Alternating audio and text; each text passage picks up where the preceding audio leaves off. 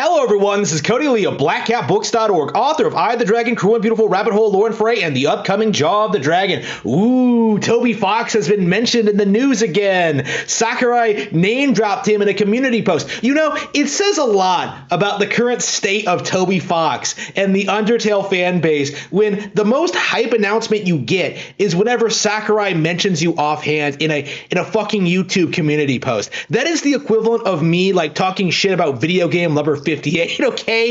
It's not a big deal. Now, I imagine the reason he does this is for the traction that these kind of statements get, because it's kind of an observable phenomenon. Whenever Sakurai name drops Toby Fox, you suddenly have like his limp-dicked beta male soy boy audience like sharing the post itself every which way, trying to make it out that like, holy shit, Toby Fox and Masahiro Sakurai are best friends. How wholesome. I bet Sans is going to be the only character in the next Super Smash Bros. It's a complete joke.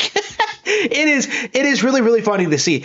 And I do think this post, assuming it's true, assuming it hasn't been like manipulated by the localization company, which I suppose is possible. I doubt that's true, but assuming that this is like a 100% accurate post, that like Toby Fox introduced him to 8-4, like, what is this? I think this speaks volumes as to what Sakurai and Toby Fox's relationship is actually like, in that it is purely a business relationship. That is all we've ever gotten from them, is them like interacting for business reasons. In this case, like arranging a meeting with a localization company, one that apparently is localizing Sakurai's tweets into English, which I think he wasn't doing until just recently. I think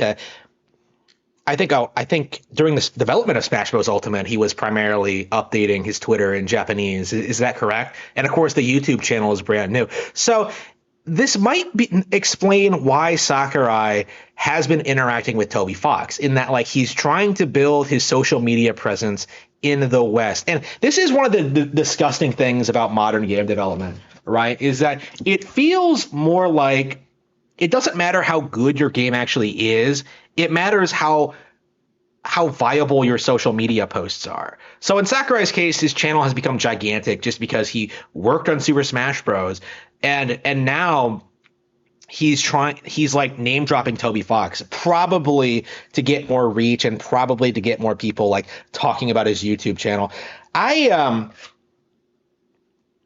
don't care what Sakurai thinks of Toby Fox. I don't expect Sakurai really has played Undertale or cares about it at all. I imagine all of these Japanese developers that are interacting with Toby Fox don't know anything about him or his background. I find it very difficult to believe that anyone actually in the industry would respect him in any way, shape, or form. It does feel like very forced and artificial, you know, like seeing these kind of statements that like, oh man, I had this interaction with Toby Fox.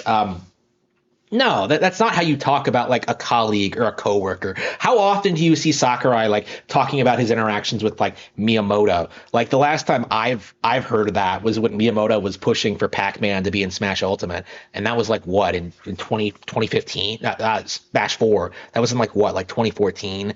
Right, you can imagine Sakurai has a much closer, more intimate relationship with Miyamoto, but somehow mentioning Miyamoto offhand in community posts does not happen. It's weird. It seems really fake and gay. It seems like there's some kind of like conspiracy here. But the long and short of it is, no matter what Toby Fox does, no matter how many Japanese developers suck his dick, no matter how many like people try to pretend otherwise, Undertale is not a good game. I think that's the long and short of it. Like the only thing I really care about is Undertale a good independently developed video game? And the answer is no. Like it's not even like it's not even a subjective thing. Like I think it's an objective reality that Undertale is just not in any way, shape, or form relevant. The only thing keeping it afloat is these kinds of weird tangential relationships with Nintendo developers. Like, oh man, he's doing the music for Little Town Hero. It's gonna be the best thing ever. Oh man, Sakurai had him over at his house once. Like, do you know how pathetic that sounds? Like, you make it sound like it's such a weird, unusual thing. Sakurai has people over at his house all the fucking time. Like I can attest to that. Like developers people are over there all the time from like all manners of the business. The thing is though, like they don't make a big deal about it. They don't pretend like it's some big like rite of passage that Toby Fox is going through. Like, oh man, the Japanese love him. He's gigantic. Well, okay. Here's the thing, Toby Fox. Where's Deltarune? Okay, is Deltarune anyway as relevant as Undertale was? The answer is no. For your information, the fact is you had to release a free game in order to try and keep the momentum going, because the vast majority of people who bought Undertale did not finish it. This is very observable. It's just it's pathetic to see this have continued for so long. I'm curious how it's going to end. Like at this point, I think all these developers are going to get old and retire before Toby Fox fucks off, and then is what are you going to do? Like latch on to like the younger ones? Like, I mean, he's attached to Pokemon already, but I don't see that lasting forever until people like realize there's a problem with the music and maybe like some of the new Pokemon designs. I don't know. I wonder how much longer he can keep this up without people realizing there's something wrong. And I do think people are starting to realize there is something wrong. It's just like, for most people, like how is it affecting the stuff that I enjoy, that I care about, that I find relevant? Well, you're seeing how. Like I've been saying since 2015 that Undertale is one of the worst things to ever happen to gaming, and yeah, I can't believe it. I thought I myself thought I might have been overstating things just a little bit, but yeah, it's getting worse in a lot of ways. Not because like the game is some pervasive, all-encompassing force, but just because people will not shut the fuck up about it. You know, in this way, like the game itself is not relevant. Like the issue is that people will not stop pretending that Toby Fox is some hotshot, that he's big in Japan is the new narrative, which I think is like the gaming equivalent of saying like Ruby is big in Japan, which isn't true. Like Undertale is big in Japan because Toby Fox paid for it, okay? That's why he moved out there. That's why he's trying to like contact all these developers and form business ties with them. Like he's trying to like promote himself as a big shot. But it's going to be like, it's going to end the same way that the Tokyo Ghostwire girl did. I don't even remember her name at this point. It's going to be, it's the same situation, right? Where you have a flash in the pan success and then you try to prolong it for as long as possible. But I don't think it's going to last. The games have his games have failed. Deltarune is just not that big of a deal. He's not going to be able to put out another one, like unless he hires a team, which I think is going to expose his incompetence as a developer, which is not an option for him. Like eventually, I think it's going to go down the Game Grumps route or like the AVGN route, where like the people who grew up worshiping this guy are going to get old, actually have sex, and kind of move on with their lives. That's kind of how I feel about this. I don't